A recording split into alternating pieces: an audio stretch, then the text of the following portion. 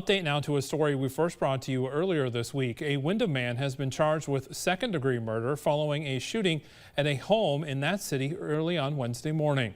According to the criminal complaint, just after 5:15 on Wednesday, officers were called to a home on 12th Avenue in Windom for a shooting. A person there told officers that 38-year-old Jamie Volker had shot the victim, a 70-year-old woman, with a small caliber handgun. The victim, who was later identified as Catherine Volker of Windom, was taken to the area hospital where she was pronounced dead from her injuries. Officers were then called to another home on River Road where a caller had stated that a man had broken into her home. Officers made contact with that man, who has since been identified as Jamie Volker.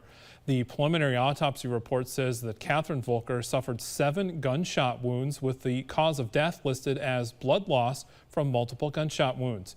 Jamie Volker has now been charged with second-degree murder with intent not premeditated, as well as second-degree murder without intent while committing a felony.